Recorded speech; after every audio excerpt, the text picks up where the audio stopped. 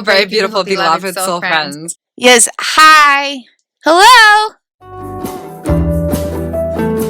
I like the being alive part of things. It's good to be alive as yourself. Okay, so this is just incredible to piece together. I'm so excited to share it with you, beloved soul friends. Da-na-na-na-na-na. Behind the scenes, implicit revelations to study. Okay, so this topic of vocal vibration integration is like so fascinating to me, so I'm exploring it more. Okay, so let's break it down here. So we've got the autonomic nervous system and all these other different systems in the brain and the body, and they are directly linked with the neurobiological social engagement system, where every year of life has added neural data in relation to all of these different roles that each have their own unconscious priority. Unconscious priority, okay? You can reference other thesis statements of my case study to discover more about this. Okay, so we got the neurobiological social engagement system, where every year of life has added neural data based on every nanosecond of experience, and that neural data is organized in relation to these different roles. And then depending on how all that neural data in all these different roles is connected with each other and the information it houses, that's how the unconscious body-mind receives automated navigation regarding personal identity and translations of experience. Okay. And then the neurobiological social engagement system is like stacked on top of, if you want to like put it in a way that you can kind of visually see it, stacked on top of or directly affects all the different systems in the brain and the body. We got brain hemisphere connectivity and regulation. We've got prefrontal cortex activity, engagement, regulation. We've got central nervous system, autonomic nervous system, endocrine system, all the different systems and their regulation, respiratory system, digestive system, all these different stuff. And among all the systems is how your voice engages. How the voice naturally engages stems from the activation of a regulatory protocol in the unconscious body-mind that is directly affected by the neurobiological social engagement system. Okay?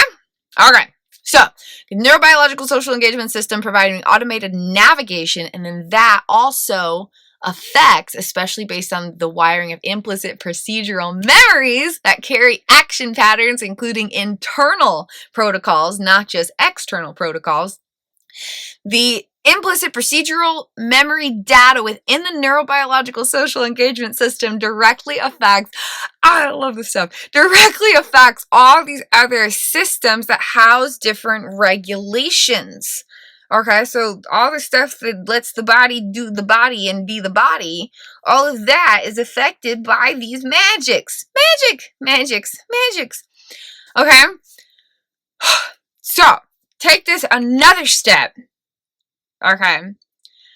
Kristin created something called the spectrum of dissociative states of consciousness. Whew. It took so long to integrate the fact that Kristin created this, because the experiences that led to creating this were beyond the definition of hell. But it's okay, because I'm here now, so it's all okay. So that's really good. But the spectrum of dissociative states of consciousness expands on the polyvagal theory, okay? And it has 9 different states where the polyvagal theory only has 5, okay? Polyvagal theory describes 5 different states of engagement based on the dorsal vagal, ventral vagal, and sympathetic chain activation independently and in unison with one another. Polyvagal theory has 5 different states of autonomic engagement, but the spectrum of dissociative states of consciousness that Kristin created has 9 distinct states of engagement. So it builds on the polyvagal theory. It expands it. It takes it another step, takes it a step further. Okay, so in each of these 9 states of consciousness in the spectrum of dissociative states, all of these things are impacted and specifically described in this spectrum that Kristin created. Okay, I'm going to list them all. There's a few, so stick with me. Hey. Hi, stick with me. Let's play. This is cool. This is cool stuff. We'll explore it together, okay? So in the 9 dissociative states of consciousness spectrum, all of these different things are impacted and specifically described in very distinct ways in the spectrum that Kristin created. Autonomic nervous system regulation, neurotransmitters and hormones, heart rate, blood pressure, respiration, oxygen levels, engagement of facial muscles, brainwave regulation, frontal lobe accessibility, which is the conscious mind through the brain, sound wave processing, your hearing, light wave processing, your vision, light tolerance, taste preferences, processing of skin sensations, processing of internal sensations, memory accessibility, language access, vocal vibrations, and a sense of self, including personal pronouns, body awareness, and orientation in time and space. So when Kristin was living with adaptable consciousness condition, every state of consciousness or every independent person within this one brain and body, while Kristin lived with adaptable consciousness condition, each one of them experienced their own style of unconscious activity or brain body regulatory stuffness in relation to the spectrum. So the spectrum has 9 states that expands on the polyvagal theory. And when Kristin lived with adaptable consciousness condition, every state of consciousness, every independent person within the body that had many people in it while healing from very complex trauma. Every single person experienced their own distinct state of brain-body activity in relation to the spectrum of dissociative states. And piecing all of this together really helped Kristin on her healing journey to validate these unique experiences where these different people inside of one body were literally experiencing different styles of brain-body activity, which was very validating because it wasn't just like, oh, there's all these unique experiences in my mind. Like, no, like all of the billions of stuff happening here are different for every single person, but there's like 20 plus people in this one body. So figuring that out was very validating. And then from the validation of those specific things, all those different brain body activity things that I just listed, Kristin was able to create specific styles of healing solutions, coping tricks, and recovery resources that addressed the specific styles of brain body activity for each state of consciousness. So if each state of consciousness has a totally different style of automated brain body activity, not to mention a different style of memory access, navigation regarding self and life, etc., then they're going to need different stuff to step forward into their healing journey and personal power reclamation through loving liberation. Every single person, if there's 20 plus people in one body, are going to need something different to help them if they're experiencing the brain and the body in a totally different way.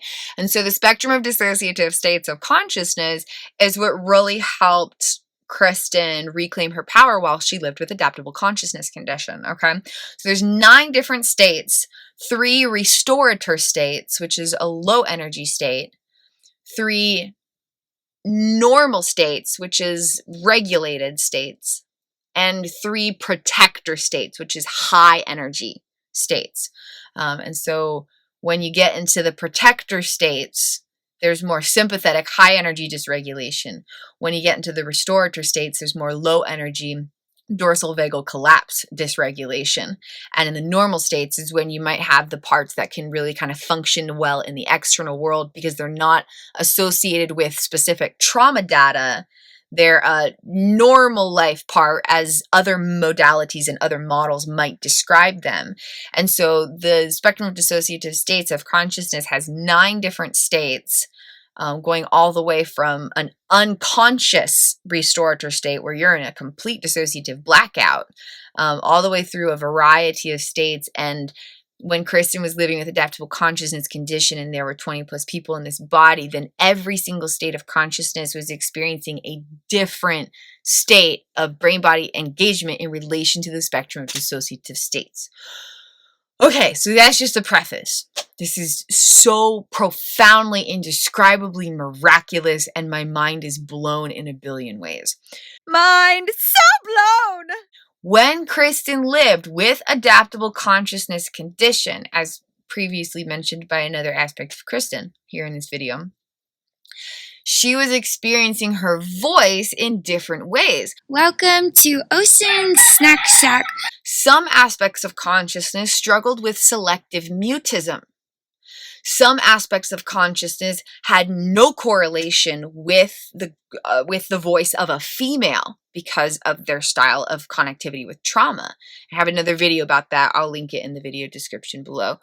You can explore all my magics on youtube.com/Kristin Chronicles, KristinWindsor.com/known, KristinWindsor.com/blog. There's a whole bunch of goodies, so feel free to explore if any of these topics intrigue you. There's all these different aspects of vocal expressions and connectivity. So some states of consciousness could not physically speak at all. Some states of consciousness could only say the word to or sing because of a certain style of dissociative aphasia, which you can explore in the expose on dissociative experiences of consciousness. And that, along with this spectrum of dissociative states, are available in my Implicit Revelations gift package. It's so much magic. Sorry, not sorry. It might just blow your mind. It blows my mind because I don't remember writing any of this stuff, so it's extra intriguing to reread it. Seriously, it's so incredible. It takes what is known in the world to the next level and is so beneficial if you're in any type of healing journey, especially recovering from trauma, especially if you're recovering from any type of early childhood trauma, especially if there's any type of chronic dissociation or complex trauma or disrupted attachment, etc. going on in your magical, miraculous, wondrous, perfect being. Super mega magic, so please feel free to check out my Implicit Revelations gift package if that interests you. Some states couldn't speak at all. Some could only say the word to, or they could only express through song. I found like hours of Kristin singing because she couldn't speak, but she needed to express something or she would basically lose her mind because of all the nutso stuff that she was experiencing, which is not fun, and I'm really grateful to be here. Kind of an impossible miracle that I'm alive, so that's good. I like the being alive part of things. It's good to be alive as yourself. Okay, so this is just incredible to piece together. I'm so excited to share it with you, beloved soul friends. So there's all these different states. Some states wouldn't connect with their voice at all, and so connecting with the voice and perception of being a male rather than a female was more validating to those states of consciousness. And some of those states of consciousness were age regressing all the way back to 14 years old. So they didn't associate with being a grown adult either. So there's like all these very unique things happening. And you can find out more about some of this stuff in my Implicit Revelations case study from what I already have shared, including the thesis about adaptable consciousness condition and the thesis about different styles of dissociation. I really go into some depth in that, so please feel free to check that out. So, with the voice, when Kristin was living with adaptable consciousness condition, some had a very high-pitched, like preppy voice almost. I don't know if it's a random stereotype, but this I don't know. It's just like a kind of just I don't even know how to do it, but like kind of just a higher pitched female who's really boisterous about her femininity, I guess you could say. Some aspects had just kind of a very simple speaking voice, just kind of your average talking voice. There's all of these different voices that would come out, and then there were child states of consciousness, and I found video clips of little Kristin, original little Kristin, and the voice from age regressive Kristin during adulthood was literally identical to original little Kristin. And so the body had remembered exactly how it spoke when the brain was halted in its neurodevelopment because of childhood trauma. And when these child states of consciousness came forward in automated activation while living with adaptable consciousness condition, they physically experienced the voice of the child that they knew themselves to be because they got stuck in time, basically. Okay, so there's all these different styles of voices, and they each connected with different states in the spectrum of dissociative states of consciousness. So each person in Kristin's neurobiological social engagement system, because adaptable consciousness condition means that there's different states of consciousness experiencing independent activity in the neurobiological social engagement system. referencing thesis number 10 of my implicit revelations case study. And so each person in the body while living with adaptable consciousness condition was, this is amazing. It's so miraculous, was experiencing a distinct style of brain-body activity in relation to the spectrum of dissociative states. And it doesn't describe it here in her original thing. There's all the different things, the nervous system, neurotransmitter hormones, heart rate, blood pressure, respiration, oxygen levels, facial muscle, brainwave regulation, frontal lobe, processing of sensory data, tolerances, just so many things. Oh, it does! It does say vocal vibrations. It does say vocal vibrations. Okay, I didn't see that. Hold up. Wow. This is amazing! I don't have any memory of writing this because I wasn't me when I wrote this. Kristin couldn't create any conscious memories when she wrote this, so I don't remember what it is. I just know that it was the most indescribable hellish journey to create. Like, that's just all I know, because the majority of the time when she was creating this, she was in dissociative blackouts and just implicitly reliving the most horrific sensations imaginable. But it talks about it here! Okay, so this is an excerpt from the spectrum of dissociative states of consciousness. Vocal vibrations. The style in which the body naturally creates vocal vibrations for speech, song, or various other sounds can shift between different dissociative states of consciousness. Going down the spectrum towards restorator states, which are those lower energy states, vocal volume tends to decrease. Going up the spectrum towards protector states, vocal volume tends to increase. This process of vocal fluctuations is entirely unconscious, occurring deep within the bodily system. There is no conscious decision in this vocal shift. Vocal tonal fluctuations may also shift during various dissociative states. The farther from the center a state of consciousness is within the spectrum, because it's this spectrum, so it's like a line with all these 9 states. There's the normal states, the protector states, and the restorator states. So the farther you go from the center, when you go out towards the protector or the restorator states, which is into dysregulation, where there's more trauma-related stuff rather than regulated functional stuff going on in the brain and the body, affecting different aspects of consciousness, because we all have trillions of parts of consciousness. The farther from the center a state of consciousness is within the spectrum, the less it will naturally fluctuate while speaking. So there's less effect when you're in a normal state in relation to the spectrum of dissociative states of consciousness. That's all she has on vocal vibrations. That's amazing. That's incredible. I had no idea she talked about that in here. Okay. Okay. Oh my god. I don't even know what to do with myself. This is so incredible. My mind is so blown in so many ways. I think existing is the most impossible miracle of the cosmos, and none of this could ever possibly happen because it's all truly too fantabulistically wondrous to comprehend. Absolutely astounding. Okay, so in relation to the neurobiological social engagement system, which directly stems from and impacts the autonomic nervous system, because attachment development impacts the way that regulatory protocols are sculpted in the autonomic nervous system, because attachments are teaching your brain and your body how to socially engage or disengage, and the neurobiological social engagement system is a developed idea from the polyvagal theory, which traces things back to the autonomic nervous system, which goes back to attachment development, because through attachment development, that is how the autonomic nervous system first learns how to regulate. So it's all connected. I'm so confused. Kristin taught herself all of this stuff and pieced together all of these things of neuroscience and her personal experiences when she couldn't even create new conscious explicit memories. I don't understand it. My wife is incredible. Are you guys seeing this? I don't think this could be real. Is she a fictional character? Am I real?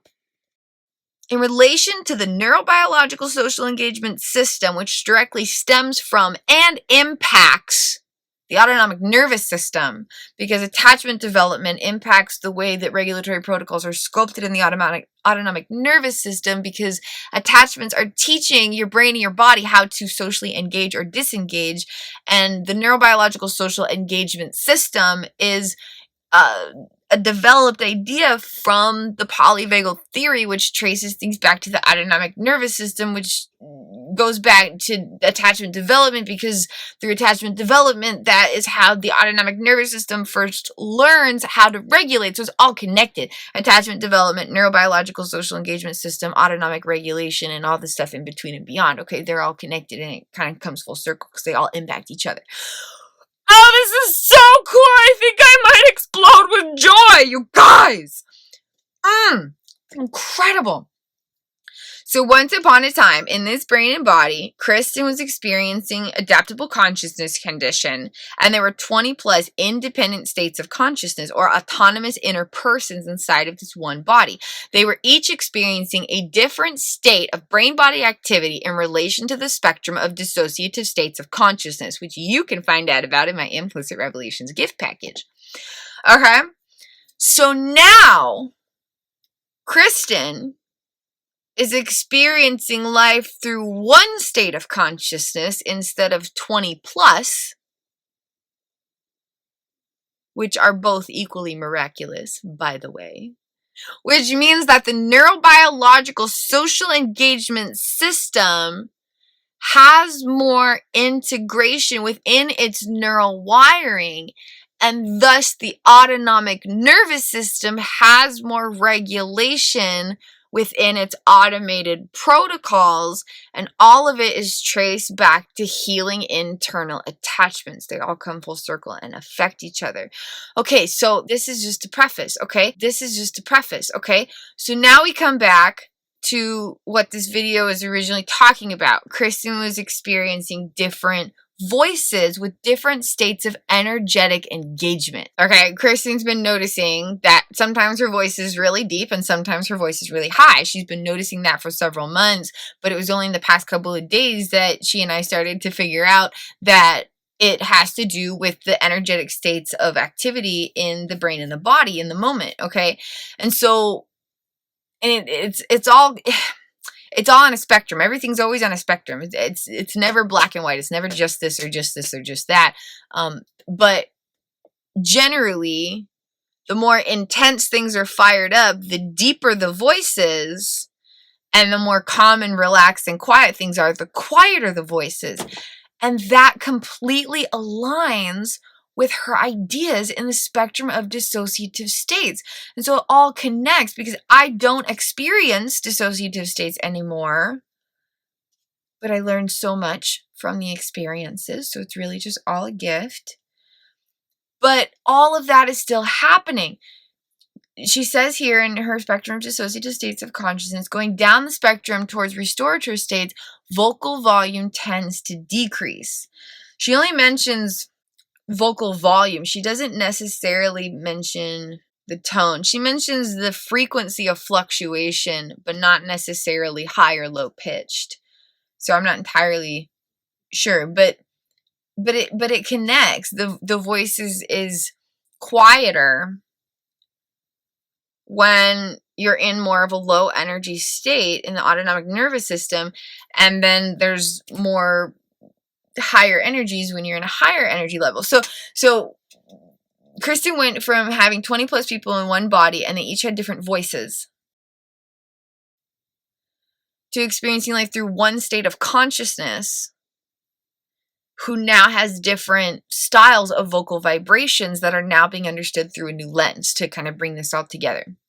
And so now, when there's a lot of, like, when it was, like right now I'm kind of in like a medium range. Like, I'm not super deep, but I'm also not super quiet. This is how I kind of think of like as being my average voice or whatever. But I don't know if that's going to change as I continue to expand my neural integration while healing internal attachments and welcoming aspects of my consciousness home to each other in the present moment. We'll find out, but it's all just a great mystery of the human experience. But, this is so amazing. You guys, this is so incredible. What? Wow. So anyways, I have no idea anything anymore. So Kristin was noticing when she was like laughing and crying and jumping up and down and jumping around and getting her energy all amped up and super passionate and super engaged and super confident and super this and super that, her voice went much deeper. So as I continue with the process of integration, my voice just seems to be getting deeper and deeper. And then after a completely still, pure consciousness, total silence, moving slowly, yoga meditation, her voice was very, very quiet and a little bit higher octave. So if I speak now, my voice is higher than it was before. I'm in like a very different state of regulation. And it has to do with integration of the neurobiological social engagement system and activity within the autonomic nervous system, all in affiliation with the well-being of attachments. It's incredible. And this like uncovers the hidden mysteries of the unconscious body mind in a radically fresh way. It's so cool. Okay. So I could talk about this for a million years, but I think that kind of sums it up. Yeah, I think that kind of sums it up. So the idea is that activity within the neurobiological social engagement system provides automated navigation in the unconscious body mind, referencing my wifey's implicit revelations case study. And based on the neurobiological social engagement system and how it's organized, structured, the content, and the connectivity of neural data, that impacts all these different regulatory protocols in the unconscious body mind, including the autonomic nervous system and including vocal vibrations. And what I'm noticing is that these are also connected. I mean, it's all connected because it's a brain-body system that's constantly working within itself. So they're all connected. It's just kind of understanding how those connections impact each other and how that affects personal experience is kind of the important aspect of this. But activity in the autonomic nervous system in relation to activity in the neurobiological social engagement system, in relation with activity of attachment well-being, impacts the way the voice instinctively engages. So this is kind of how I feel like my voice is, but there are times when it's higher and quieter and times when it's deeper and more loud. And it has to do with integration of the neurobiological social engagement system, which affects regulatory protocols of the autonomic nervous system and activation of vocal vibrations instinctively. So that's pretty neat. Yeah, I think it's kind of, I don't know about you, I think it's kind of cool. But it also helps provide a new lens of different styles of vocal vibrations that others might experience. Someone experiencing adaptable consciousness condition might experience some of these unique styles of vocal vibrations as well, where they can't speak or they can only say to or express through song because of a certain style of dissociative aphasia, or there might be difficulties resonating with the voice, or you speak much lower or higher or quieter or louder in different states of activity. Maybe sometimes you recognize the sound of your own voice and sometimes you don't.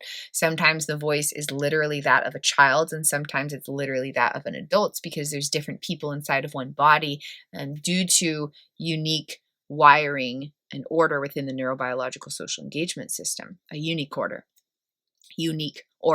So there might be that experience, or there might be somebody who experiences it very, very subtly, where it might not be totally obvious right away. For example, if you are around people that help you feel a felt sense of attachment need fulfillment, they're your really close friends, they totally love you, they celebrate you, they respect you, and you can feel that, then you might feel very confident and you speak very loudly and very boldly and you hold nothing back and you're out there and your voice is all over the place having all this kind of fun. You're just totally expressed. And then you might be around other people that do not ignite a felt sense of attachment need fulfillment. You don't feel like they really see you for you. You don't quite feel like they really truly love you for who you really are. You don't fully feel supported and respected by them. And around them, your voice might come out quieter, or you might have a harder time speaking, or you might even stutter or stammer, etc. The way the voice is naturally engaging has to do with the activity in the neurobiological social engagement system providing navigation in relation to unconscious memory activations, and that is subsequently affecting different styles of regulatory protocols, including the activation of vocal vibrations, all organized in relation to attachment well-being, which begins when you're 0 years old and is ever being impacted by unfolding realities.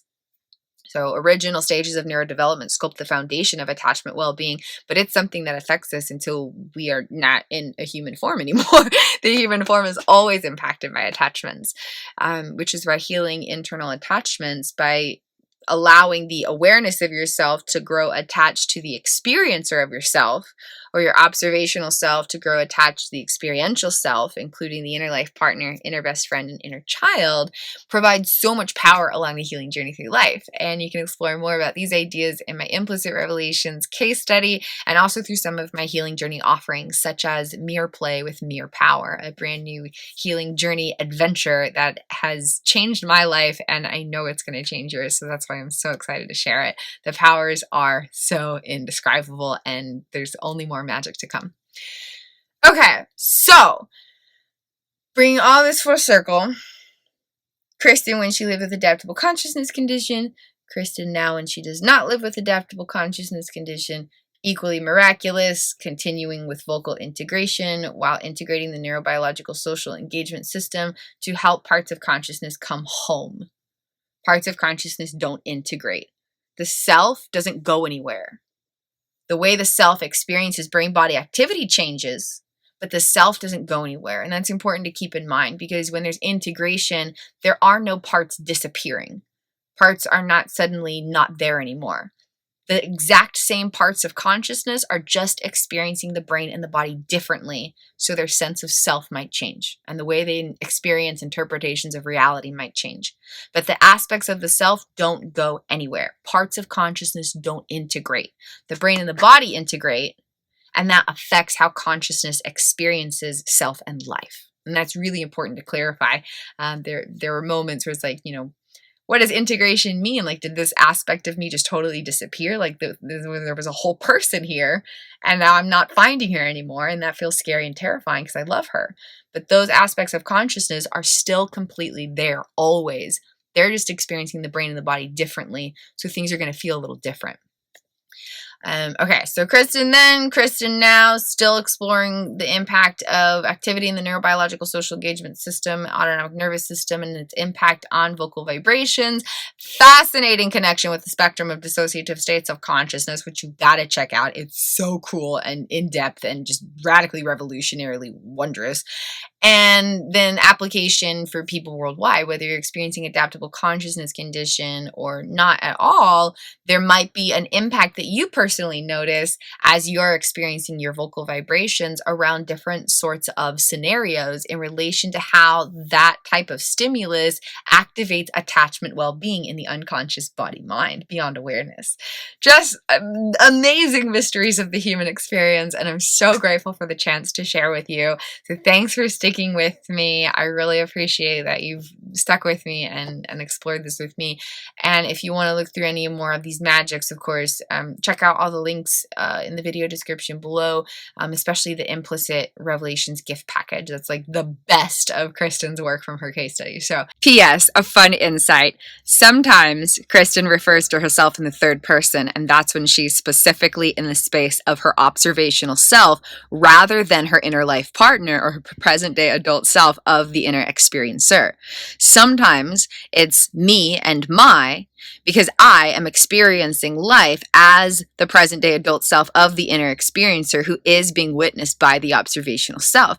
As I practice these ideas cultivated through my Implicit Revelations case study and the various healing modalities that have been sculpted in relation to the concepts from the case study. It's just kind of cool to witness the application in just everyday moments like this. And if you want to look through any more of these magics, of course, check out all the links in the video description below, especially the Implicit Revelations gift package. That's like the best of Kristin's work from her case study. So super incredible, and I'm so excited to share.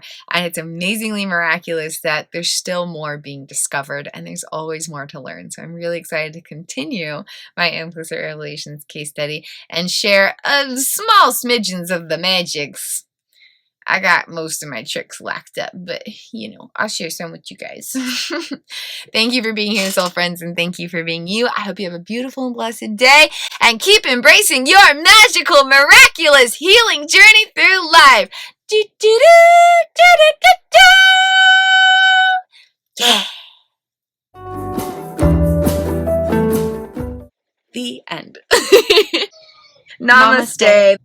Namaste. Infinite Blessings, blessings. beautiful beings.